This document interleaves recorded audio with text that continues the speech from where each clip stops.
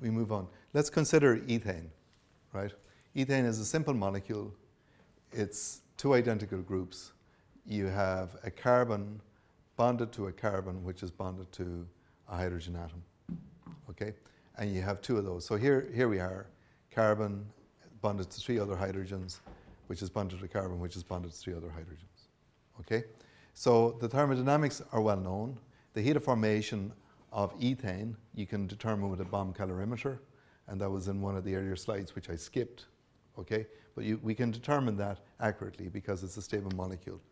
And its heat of formation is minus 84 kilojoules per mole, right? And it's well known. So the contribution then of each group, a carbon bonded to a carbon, which is bonded to three other hydrogens, is half of 84, which is 42. So each group contributes minus 42 kilojoules per mole to the heat formation, okay?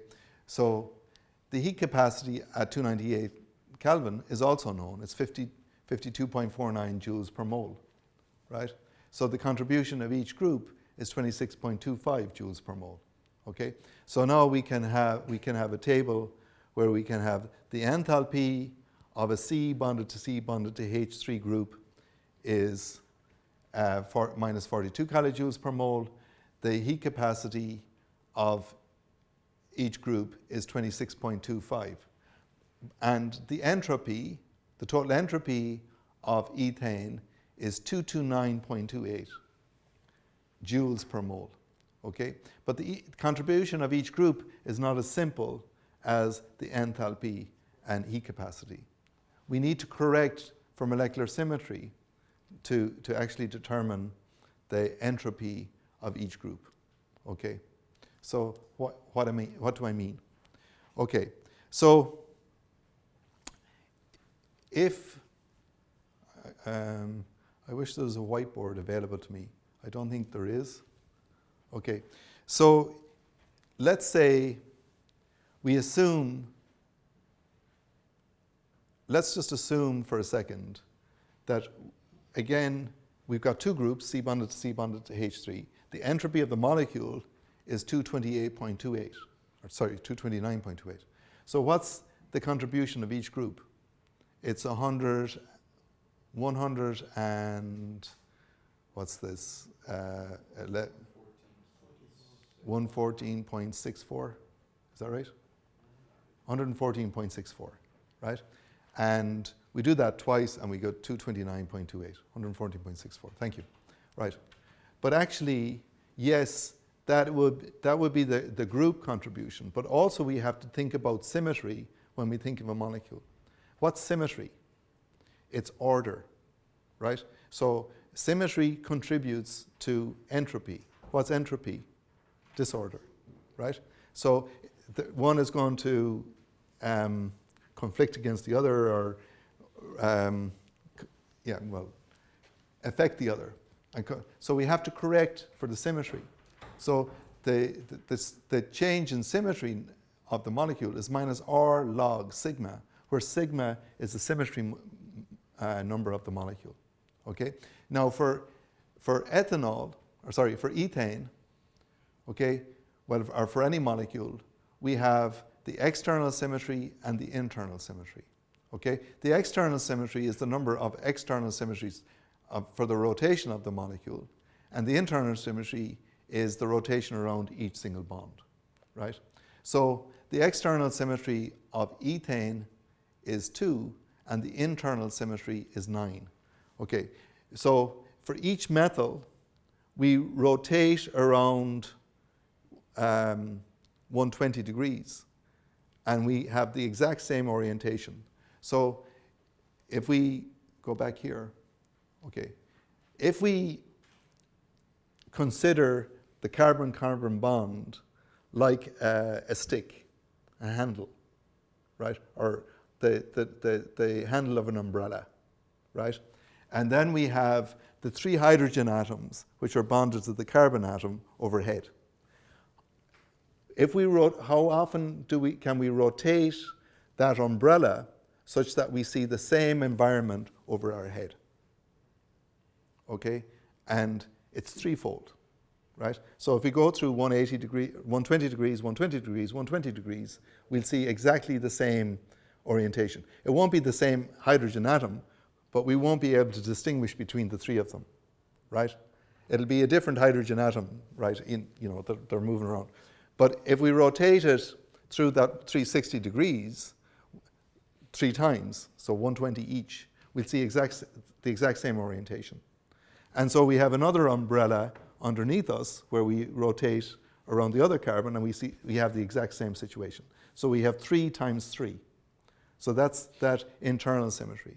And then we have an external symmetry of twofold. So just imagine we stand here and we look left or we look right. What do we see? We see the exact same environment. So that's a twofold external symmetry. So it's 3 times 3, 3 for each methyl group. So 3 times 3 is 9, times 2 is 18. So the symmetry number of ethane is 18. The total symmetry number is 18, okay? So what's symmetry then? It's order, okay? So we have to subtract minus r times log of 18 from the group contributions of C bonded to C bonded to H3 to get to arrive at a symmetry number of 229.28. Okay? Does that make sense? Okay. Okay, let's go there again. Okay. So the symmetry, okay, of C bonded to H3 is actually 229.28 plus R log 18 divided by 2. So the symmetry of each group, a C bonded to H3, the entropy contribution is 126.65. So let's just do it in our mind's eye now and work it back to 229.28. Okay? So if we have 2 groups, we have 2 C bonded to H3 groups, they're identical, right? So we take 126.655, multiply that by 2. What do we get? It's 252, 253 point something, 253 odd, right? Let's just take it at that. So the contribution of the group is 253, right? But we now have to subtract minus R log 18, which would then give us 229.28. Okay? Because the contribution of each group will make it too high. It's 253 odd, right? But there's symmetry, so there's less disorder, right? It's more ordered because of the symmetry, okay? And arriving at 229.28 finally. So we know the entropy is 229.28. That entropy is coming from the group contributions plus the symmetry. Okay? So that's where, and when we get there, we'll come at 229.28. I hope I've explained that correctly for you and simply. Okay?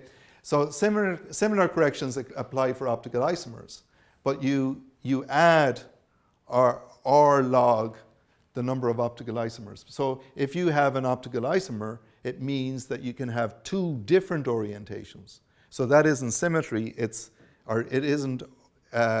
is symmetry, I should say, but it isn't order, it's more disorder. It's a twofold disorder.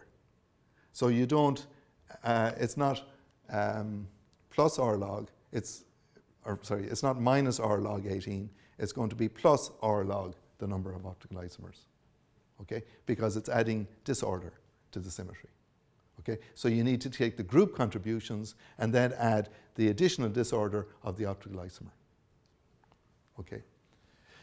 So what about free radicals? So, and this is a nice way of putting it, but so you can take ethane, you put it in a bomb calorimeter, you know the mass that you put it in or the number of moles, you know the heat rise, so from that you can get the enthalpy of formation of ethane, But what about getting the enthalpy of formation of methyl radicals, right? Can you call up a chemical supplier, Aldridge, and say, can you please send me a bottle of methyl radicals? I want to get the heat of formation of methyl radicals. And you can't, right? That's silly, but you can actually derive them from knowing different parameters, okay? And it'll be more evident about this, it'll come up much more clearly in later lectures during the week, right? How this happens, right? And it'll be second nature to you, right? But say we have this reaction. Let's just say it's ethane, or giving us R, which would be ethyl plus H atom, okay? So what is this reaction? It's breaking a CH bond, giving us ethyl and a hydrogen atom, okay? So this is, the delta H of this reaction is the bond dissociation energy of a hydrogen atom in ethane. That's really what it is, right? So the heat of reaction is the bond dissociation, then is equal to the heat of formation of the products minus the heat of formation of the reactants. So it's the heat of formation of the radical or plus the heat of formation of a hydrogen atom minus the heat of formation of the molecule, in this case ethane, right? So the heat of formation then of the radical, ethyl radical, is equal to delta H of reaction, which is actually the bond dissociation energy, okay? So the reaction is breaking a CH bond in ethane, right? So that's the bond dissociation energy, and it varies with the type of CH bond broken. I'll show that in the next slide or so. Plus the heat of formation of ethane minus the heat of formation of a hydrogen atom. So typically we'll know the heat of formation of ethane. We know that the heat of formation of a hydrogen atom is 52.1, okay? And we know the bond dissociation energy. So from that, we can actually get the heat of formation of radicals. And that's how they're derived, actually, okay? I have a better example later in the week, and you'll see, okay? And it'll be simpler to understand, okay? So the strength of a CH bond depends on the stability of the radical. So here we have, we'd say ethane, and that forms ethyl radical.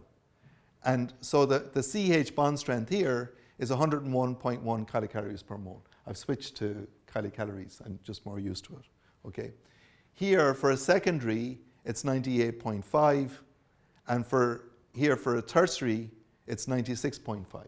So you can see that it's easier. So in other words, what does this 96.5 kilocalories mean? It means to break the CH bond here in isobutane requires 96.5 kilocalories per mole of energy, right? To break a CH bond in propane, the secondary bond is 98.5, and to break the primary CH bond in ethane is 101.1 kilocalories per mole. Okay, but you can also assume, and it mightn't be exactly the same, but it's very, very similar, that the bond strength to break this CH bond here is also 101.1, because this is also a primary hydrogen atom. Does everybody understand the terminology primary, secondary, tertiary? So this is primary because it's bonded to one other carbon, this is secondary because it's bonded to two other carbons, and this is tertiary because it's bonded to three other carbons. And you can have quaternary. But there's no quaternary CH bond because it's bonded to four other carbons and no hydrogen. Okay? So that's that. Okay. And the strength depends on the stability of the radical, as I said in the previous one. So you can have one butene or two butene, right? And actually, if we abstract a hydrogen here, we get this radical here, right? And so this is trying to depict resonance stabilization, where, okay, we have, what is a bond? It's a shared pair of electrons, right? So we have a double bond here, so we've got two shared pairs of electrons. when we abstract a hydrogen atom here, we have a free electron at that site, okay? We have a free electron here, okay? And then we have 2 electrons here. So what happens is actually the 2 electrons that are here, or the electron that's here, we'll say, doesn't know whether it wants to share with this one or with this one. And it becomes delocalized. And it shares half the time with the one on the left and half the time with the one on the right, okay? And that current causes resonance stabilization, okay? So we have a resonantly stabilized radical then, right? And the same will happen here. If we abstract a hydrogen atom here, we have a free electron, and now the electron that's here doesn't know whether it wants to share with this one here or with this one here, and we have a resonance stabilization, okay? And so, and they're both the same. But the hydrogen atom that we abstract here is a primary allylic, and its bond strength is 88.2 kilocalories per mole. So a secondary allylic is 85.2. So if we go back 1, a primary is 101.1. But if, and this is a primary again, right? So you would expect this should be 101.1 kilocalories per mole to abstract this, because this carbon is bonded to a carbon and bonded to 3 other hydrogens, right? But it's not, it's primary allylic, right? Because once the hydrogen atom has been abstracted, we have a free electron, and now we have resonance stabilization here. And we have resonance stabilization, the molecules want to be, they like that because they can be long-lived, okay? And so because of that, it makes it much easier by, 13 kilocalories per mole to abstract or to break this CH bond relative to a typical primary one, okay? So if we take 13 from 98, we should be left with 82.5, right? And sorry, this is 85.2. It's not quite the same, it's not 13, okay, but similar. No, it is actually. 98 minus 13 is 85.2. My brain isn't functioning correctly, right? So this is 85.2. It's exactly what you'd expect. And it's consistent with the primary, okay? So again, 13 kilocalories per mole. So it's easier to abstract a hydrogen atom at a site by 13 kilocalories per mole if ultimately you form an allylic bond, or at an allylic site, we'd say, because you get the resonance stabilized radical formed from after that abstraction, okay? Okay, and that's important. Now here we have methanol. So again, we have a carbon bonded to 3 other hydrogens, and then which is bonded to an oxygen atom. And that oxygen atom draws electron density away from the carbon and then weakens the CH bond. So a primary on methanol is 96.2 kilocalories per mole. It's not 101.1, right? And here again, on dimethyl ether, it's exactly the same. The oxygen is not bonded to a hydrogen, it's bonded to a methyl group. But again, the bond strength of a carbon-hydrogen bond is weakened down to 96.2 from 101.1 because of the electron withdrawing effect of the oxygen atom, okay? So group additivity can be applied to all sorts of molecules: alkanes, alkenes, alkynes, alcohols and ethers, ketones, aldehydes, cycloalkanes, pretty much everything. But parameterization against experiment or quantum chemical calculations are necessary for best results and widest range of applicability. Okay, and so let me just show you here. So the oxygen atom effect on the closest bonds, I already show this here. So here we have M-butane. It's just nice to have it, and I go through it, but you have it in your notes, so it's nice to be looking at it. And again here then, if we have OH, the bond, the CH bond strength of the secondary hydrogen atom is now 93. not 98. So it's reduced by 5 kilocalories per mole, right? Is that consistent with the primary that we had here? That was 96 plus 5, 101. So again, it's consistently reducing the bond association energy. Say you didn't know anything, right? Now, just for a guess, for instance. So we had initially that the tertiary CH bond strength is, what was it? It was 96, wasn't it? 96.5. So now you have a tertiary CH bond which is bonded to an OH. What will that be? What's the CH bond strength going to be now?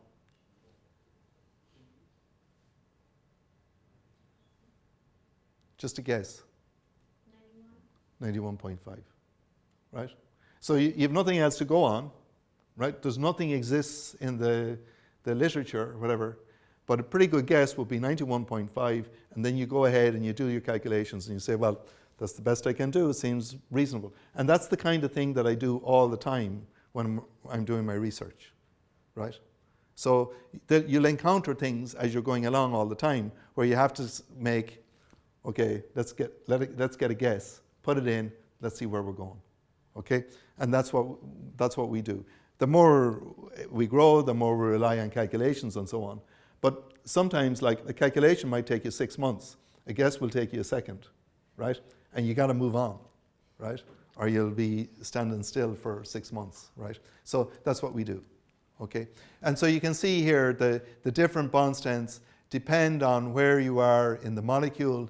This is a C double bond O, and now the bond right next to the C double bond O is 82.2 kilocalories per mole. Here, the CO bond next to an alcohol group is 92 kilocalories per mole. Much different, okay?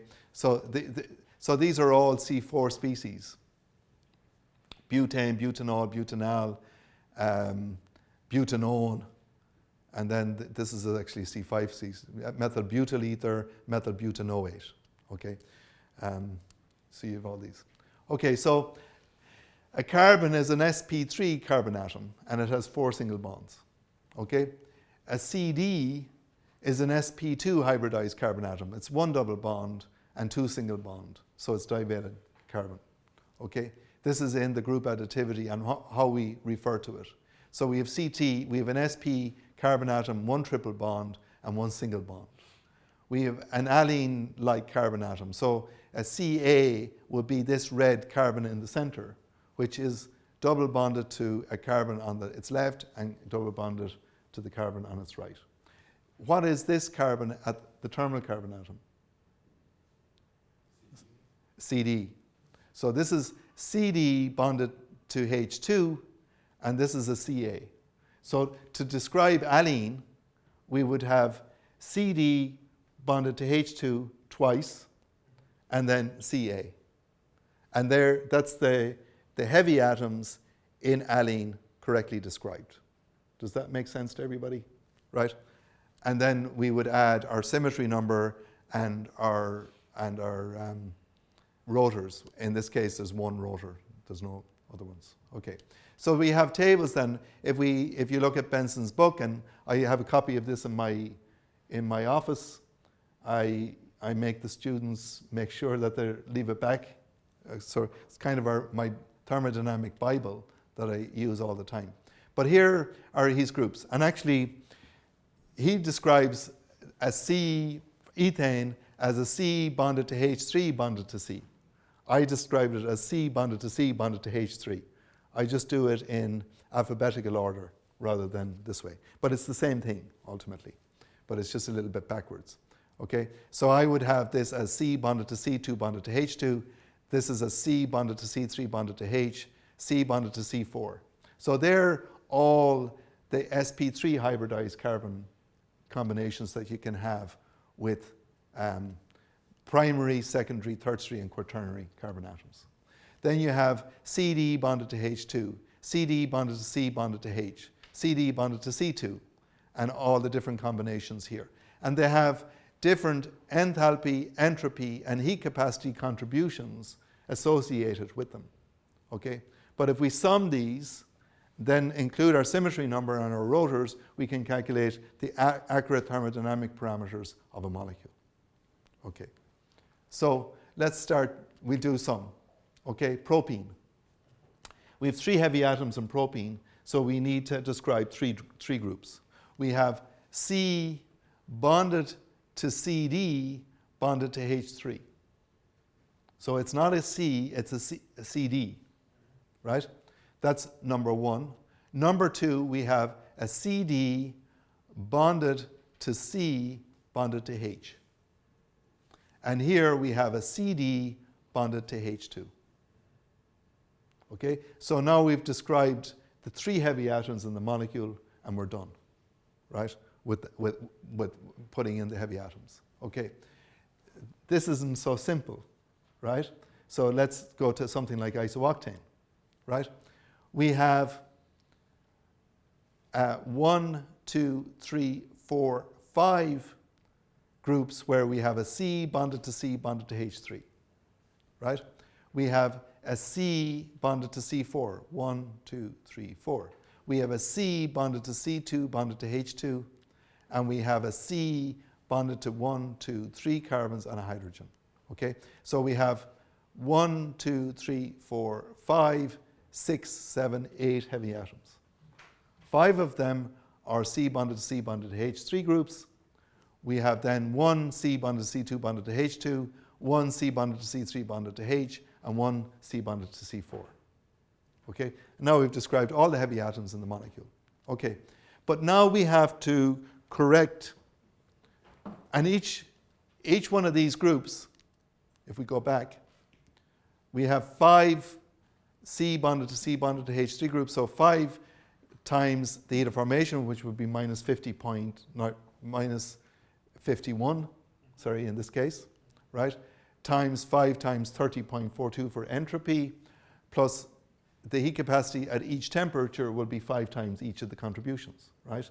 Plus then 1 contribution of a C bonded to C bonded to H2 group, 1 contribution of this, and 1 contribution of that. You sum the lot, and then you get a total down here, right? So that's, so far, the heat of formation, entropy, and heat capacity. But now we have to correct the entropy. So the entropy isn't nearly as whatever value, it isn't the same value because it has symmetry. So entropy is disorder. We have to include the correction for the order due to symmetry. Okay? And so what's the order due to symmetry now? How do we determine that? Okay, so we have, again, if we think of our umbrella and we have this carbon with the 3 hydrogens, we have a 3-fold symmetry here, here, here, here, and here. So what's that? It's 3 times 3 is 9, times 3 is 27, okay? And then times 9. So it's 27 times 9. So what's that? 9 sevens, 63, 9 ones are 9. What is it, 243, is it? 243, yeah. Okay, so it's 243, but it's not, it's 729, right? So there's actually another 3-fold symmetry. So if we look here at across this carbon-carbon bond, again, we have our umbrella. We now have 3 methyl groups where we rotate to 120 degrees, and we see the same orientation. So this here, if I draw a kind of an arrow or a symbol, a bond of rotation around that, right? It's a tert-butyl group. And a tert-butyl group has a symmetry number of 81, right? It's 81, okay? It's 3 times 3 is 9, times 3 is 27, times 3, because you have the symmetry of the 3 methyl groups if you rotate around this CC bond, right? So that's another 3-fold symmetry, which is 81. So it's 81 times 9, which is 729, okay? And now we have to subtract minus R log 729 from the total symmetry that we get from the group contributions to get the actual symmetry number of isooctane, okay?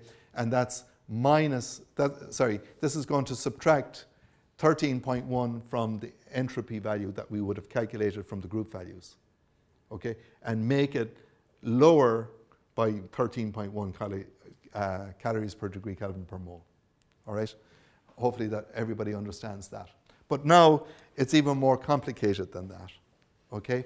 And what are these called? Are they, I forget now what these diagrams, there's a particular name for them. Can anybody remember? Did you come across this before in chemistry? No? Okay. So let me see where we are. And I just try and think. Okay. So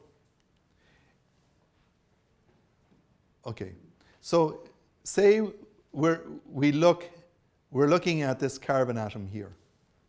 What's the environment of that carbon atom? It's bonded to a methyl group, it's bonded to a methyl group, and it's bonded to a hydrogen, and it's bonded to the carbon that's there. Is that all right? So this is isooctane. We've got the terbutyl group, right? And then we have the isopropyl group. Is that all right? So let's look at, if we look in our mind's eye, we're looking at this carbon atom, and directly behind it is this carbon atom here. Is that all right with everybody? Okay? So we're looking head on at the carbon atom here, which is a sphere, right? And directly behind that carbon atom, bonded to it is another carbon atom. We can't see it, but it's right behind us there, right? So this carbon atom is bonded to a methyl group, and a hydrogen atom, right? The angle is 120 degrees in each case, right? So methyl, 120 degrees, another methyl, 120 degrees, a hydrogen atom, okay? And directly behind here now is a carbon atom. And that carbon atom is bonded to two hydrogens. Is that all right? And then a terbutyl group, right? So there's the hydrogen, and there's the terbutyl group. Is that all right with everybody? Okay, following me. Okay, so now, if we look at this molecule relative to, we'll say, N-octane. So, I should have introduced this a little bit better. Here we have a molecule. Can everybody appreciate, okay, that the methyl group that's here is going to be somewhat proximate to the methyl group that's there, right? And so the hydrogen atoms that are on this carbon are going to be proximate to the hydrogen atoms on that carbon. And that's going to make the molecule less stable than it would be if it was just an N-octane molecule where they would be separated completely, right? So because of this branching, we have to consider the proximity of those. And in being branched, it generates what we call gauche interactions and also 1,5 interactions. Okay? And I'll explain both now. What I'm trying to do is explain gauche here, but I didn't introduce it well. Okay, so now I'm introducing it properly. Okay, so what we do is we look down this bond, this carbon-carbon bond.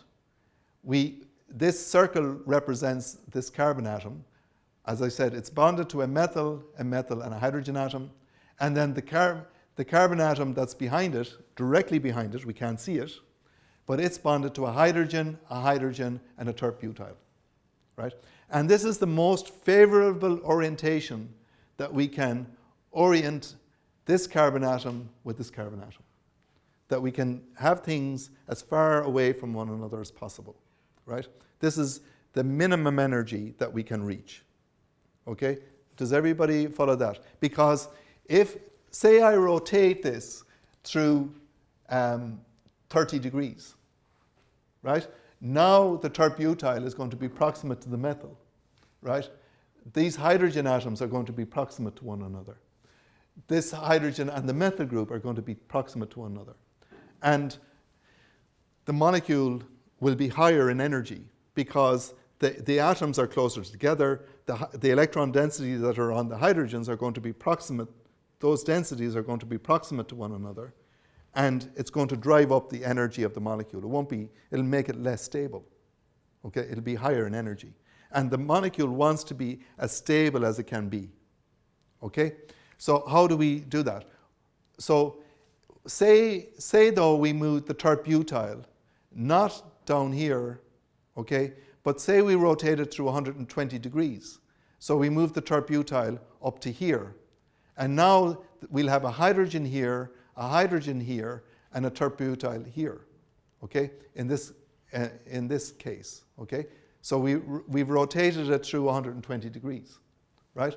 Now we have a tert-butyl with all of its methyl groups proximate to a methyl group on this side and a methyl group on this side. What do you think that's going to do to the stability of the molecule?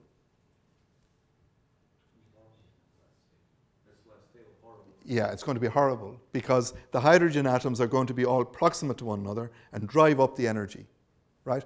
And it wants to be in the lowest configuration it can be, right? So that's not very good. Or we rotate it through we go the opposite way. We rotate it through 120 degrees in the reverse direction. And now we have a tert-butyl here, a hydrogen here, and a hydrogen here. Well, in this orientation, or in this orientation, we have a tert-butyl proximate to a methyl, right? And we wouldn't have that in N-octane, because all we would have in N-octane would be hydrogen atoms, right? But because it's branched, we have a tert-butyl next to a methyl. That's a Gauss interaction, okay? And in this case and in this case, it's unavoidable. So in this case, it's even worse. We have two Gauss, okay? But we only consider the minimum, right? If there's an orientation where we can't have a Gauss, we only consider no Gauss, because the molecule should relax to that orientation, right? If there is a minimum orientation, it should relax to that one. And we should use that thermochemistry as the thermochemistry of the species, right? But in this case, there's no avoiding the proximity of the tert-butyl with the methyl. So relative to a normal molecule, which wouldn't have that happen, like N-octane, we have to include it in the case of isooctane, because it does happen, right? And we have to correct for that proximity of the methyls on the tert-butyl being proximate to the hydrogen atoms on this methyl. And we have to add some energy to the molecule for that and make it less stable, okay? So we have to add, in this case, at least one Gauss, right? In both of these situations, we have one Gauss, and actually in this one, we've got two. We've got one from this side and one on this side. So it's even worse again. But we discount this one because that's the worst case scenario. And we only consider the best case scenario. And in either of these cases, we have to consider one Gauss, okay? So that's adding one Gauss. So that's looking from this carbon atom to this carbon atom. Now let's look at from this carbon atom to this carbon atom, okay? The next bond, right? And if we look at that one, okay, so now consider the carbon atom here. It's bonded to a methyl, a methyl, and a methyl, right? So the carbon atom here is 1, 2, 3 methyl groups, right? And then directly behind it is this carbon atom here, which is bonded to 2 hydrogens, and then this isopropyl group. Is that all right? Okay, so we have hydrogen, hydrogen, and isopropyl. Okay, but now we're really hooshed, right? Because, so here's our beginning, okay? So we have a methyl and an isopropyl, a methyl and isopropyl. We have 2 Gauss no matter what we do, okay? Okay, let's rotate it through 120, okay, sorry, in this direction. And now we have a methyl isopropyl, methyl isopropyl, 2 Gauss, okay? And then we rotate 120 degrees the other way, we have, again, 2 Gauss. So regardless of what orientation we have on the other side, we always have to have 2 Gauss interactions, okay? So if we look down this bond here, we have 1 Gauss. If we look across this bond, we have 2 Gauss, unavoidable, relative to N-octane. So we have to add 3 Gauss interactions for isooctane relative to N-octane because of the branching in the molecule, Okay, so that's a gauge interaction is 0.7 kilocalories per mole, right? So that raises the energy of the molecule, each of those interactions, by 0.7 kilocalories per mole. So it's going to add, 3 of them, it's going to add 2.1 kilocalories per mole to the heat of formation of isooctane. Okay, so we have that. Okay, but now let's look.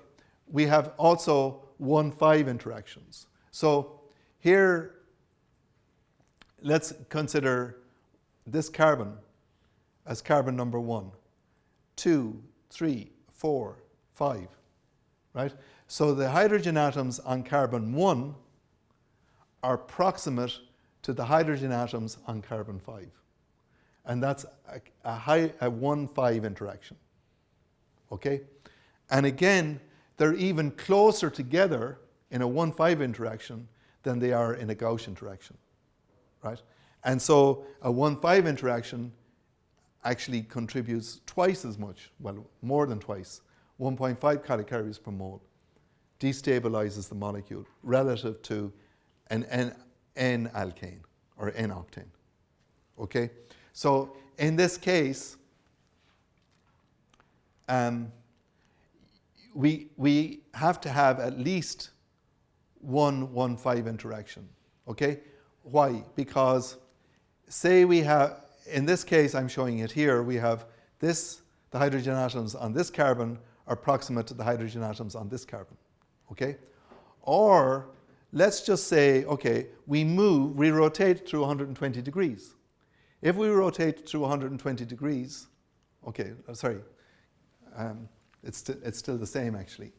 Okay, let's rotate this carbon down to here, this carbon up to here, and then the hydrogen is here. Is that all right with everybody? If we have that scenario, what will we have? Okay, actually in that scenario, we would have 2 1,5 interactions, right? Because now we would have a methyl out here which would interact with the hydrogen atoms on this carbon would interact with the hydrogen atoms on that one, right? Then the hydrogen atoms on, which was this one, the hydrogen atoms in this carbon would interact with the hydrogen atoms on that carbon, right? And we would have 2 1,5 interactions, right? And then we would have a hydrogen atom out here not interacting with anything. Okay? So we could have 2, right? But in this case, we at least have 1, right? Let's rotate through another 120 degrees. And what's the scenario? Now we have to, the hydrogen is up here. But in that case, we've lost the carbon, there's no longer a carbon here bonded to hydrogens, it's just a hydrogen. And so this hydrogen is not proximate to the hydrogens on this methyl anymore. So we lost that one, right? These hydrogens on this carbon are not proximate to anything because they're away from them on the other side of the molecule, right? But the hydrogens on this carbon are proximate to the hydrogens on this carbon. And we have a 1,5 interaction. Okay? So regardless of how we rotate the isopropyl group relative to the tert-butyl group in isooctane, we have to have at least 1,5 interaction. Minimum. Right? So we have to add 1.5 kilocalories per mole to the heat of formation for isooctane for a 1,5 interaction. Okay, so to get the thermochemistry then of isooctane, we have 5 C bonded to C bonded to H3 groups. I'm only counting heat of formation, entropy, and heat capacity at, well, the enthalpy and entropy at 298 and the heat capacity at 300. Okay, but there's heat capacity values at 400, 500 also that you can calculate. I'm just showing you this. Okay, so we have 5 of these. We have 1 C bonded to C2 bonded to H2, 1 C bonded to C3 bonded to H, 1 C bonded to C4. We have a minimum of 2 gauche for the tert-butyl group, we have a minimum of 2 gauche for this bond here, and we have a minimum of 1 gauge on this bond here, so we have a minimum of 3 gauge interactions for the heat of formation. The gauge doesn't contribute anything to the entropy and heat capacity, just to the heat of formation, to the energy. And the 1,5 interaction also just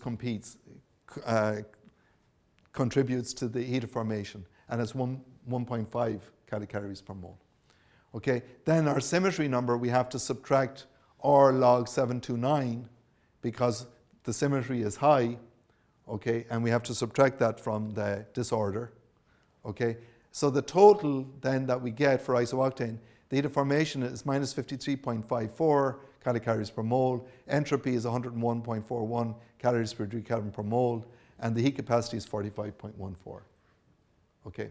And so that's how we would get the heat of formation of isooctane. Let's bear those numbers in mind. Will somebody write them down, if you don't mind, right? Because after the break, what we'll do is we'll calculate, just for comparison, the thermodynamic parameters of N-octane. This is isooctane. But let's do N-octane, okay, which doesn't have gauge. It doesn't have a symmetry number of 729. It doesn't have 1,5 interactions. How does the thermochemistry of N-octane then compare with what we just calculated for isooctane? And we do it through group additivity, okay? Okay, so as I said, there's all these different softwares that you can use. I'm going to show you to use Therm. There are more modern ways to do it.